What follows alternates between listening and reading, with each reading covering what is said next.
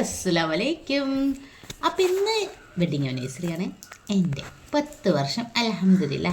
ഇനിയും അങ്ങോട്ട് നല്ല കച്ചറോട് കൂടി തന്നെ പോകട്ടെ. അപ്പം നമുക്ക് ഇന്നൊരു ബിരിയാണി ഉണ്ടാക്കിയാലോ? എന്തായാലും ആനിവേഴ്സറിക്കല്ലേ, ഒരു സ്പെഷ്യൽ ബിരിയാണി. അപ്പോൾ എന്നോട് ഇന്ന് എന്തെങ്കിലും മീൻ മുളകിട്ടോ ചോറ് വെച്ചോ എന്ന് പറഞ്ഞ് കാണിക്കാൻ വേണ്ടി പോയതാണ്. അപ്പം നമുക്ക് വരുമ്പോഴത്തേനും ബിരിയാണി സെറ്റാക്കാം. വരുമ്പോഴൊക്കെ ഒന്ന് സെറ്റായില്ലെങ്കിലും ഒന്ന് ചെറിയൊരു സർപ്രൈസ് കൊടുക്കല്ലോ.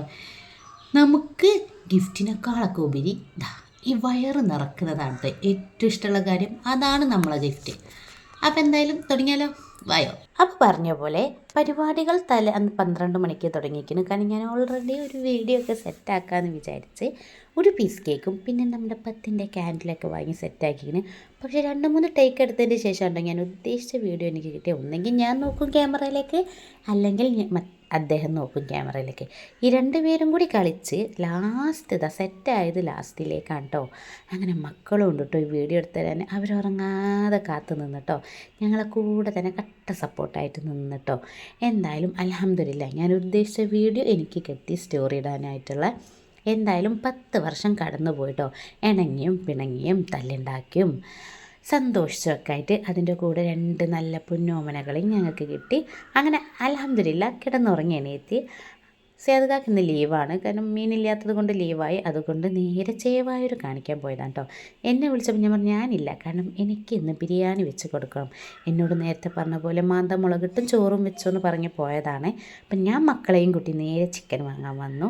അവരെയും കൂട്ടി വന്ന് അവർക്ക് ചായയൊക്കെ കൊടുത്തുകൊണ്ടാണ് വന്നത്. നേരെ വന്ന് ഞങ്ങൾ ചിക്കനും കുറച്ച് പച്ചക്കറിയും കൂടി വാങ്ങാണ്ടേനു.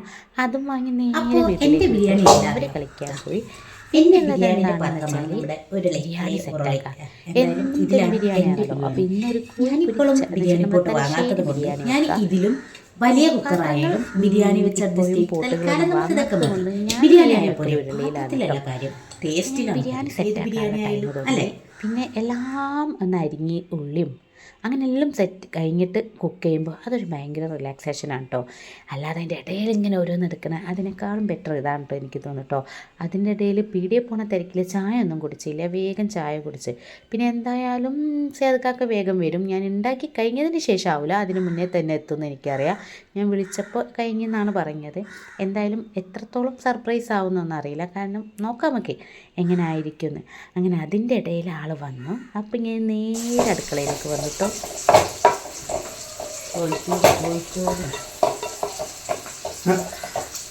ഇതെന്താ ബിരിയാണിയൊക്കെ? ഇതാണ് സർപ്രൈസ്. എന്നോട് മീൻകറി വെക്കുന്നല്ലേ പറഞ്ഞേ? ബിരിയാണി തിന്നൂലേ? എത്തിച്ച് കളഞ്ഞില്ലേ? കുറച്ച് സ്ട്രോങ്ങിൽ തന്നെയാണ് കേട്ടോ അടിച്ചത്. എന്തായാലും സംഭവം വന്നപാട് വേഗം ഫ്രഷ് ആവാൻ വേണ്ടി പോയി. പിന്നെ സ്ഥിരം ഇടാണ്ടേനും, കാരണം ഇന്ന് ജുമ ഉള്ളതാലോ. അപ്പോഴൊന്നൊരു സ്മെല്ലോ ഒന്നും ഇല്ലേക്കൂ. പിന്നെ അതിനെപ്പറ്റി ഒന്ന് ചോദിച്ചു. പിന്നെ വീണ്ടും ഇറങ്ങി വന്നപ്പോഴാണ് കേട്ടോ ചിക്കൻ പൊരിച്ച മണം. ഇത് വിടുന്നും ചിക്കൻ എന്നും ആലോചിച്ച വന്നേ. എന്തായാലും ഞാൻ ഉദ്ദേശിച്ച പോലെ തന്നെ ആൾ നല്ല സർപ്രൈസായി. കാരണം ചിക്കൻ എവിടെ നിന്ന് കിട്ടി, ഇനി പോയി വാങ്ങിയോ, ഇതെപ്പോൾ എന്നൊക്കെ തന്നെ ചിന്തിച്ചോ. അപ്പോൾ ഫുഡ് സെറ്റായി ബിരിയാണി. അതിൻ്റെ ഇടയിൽ ലേസൊക്കെ വാങ്ങിക്കൊണ്ടുവന്നതിനും അതും കഴിച്ച് ബിരിയാണി വേഗം നല്ല അടിപൊളിയാക്കി. അപ്പോഴത്തേക്കും ജുമാക്കൊക്കെ പോയി വന്ന് ഈ വർഷത്തേത് ഈ ചിക്കൻ തലശ്ശേരി ബിരിയാണി വെച്ച് നമ്മൾ സെറ്റാക്കി കേട്ടോ. പിന്നെ നമുക്ക് ഇവിടെ ഗിഫ്റ്റ് കൈമാറുന്നതിൽ വലിയ പ്രസക്തി ഇല്ലാത്തത് കൊണ്ട്, കാരണം നമുക്ക് ഫുഡ് കഴിക്കുക അല്ലെങ്കിൽ ഫുഡ് പോയി കഴിക്കുക. ഫുഡാണ് നമ്മൾ മെയിൻ. ഫുഡിലൂടെ നമുക്ക് സ്നേഹം കിട്ടുന്നൊക്കെ പറയില്ലേ, അതുപോലെ നമുക്ക് ഇതാണ് ഇഷ്ടം. അപ്പോൾ മക്കളും ഞാനൊക്കെ നല്ല റാഹത്തായി കഴിച്ച്. അപ്പോൾ വെഡിങ് ആനിവേഴ്സറി ഇങ്ങനെ കഴിഞ്ഞിട്ടോ. ഇൻഷാ അല്ലാഹ് അടുത്ത കൊല്ലം. അപ്പോൾ അതുവരെ tata bye bye, see U.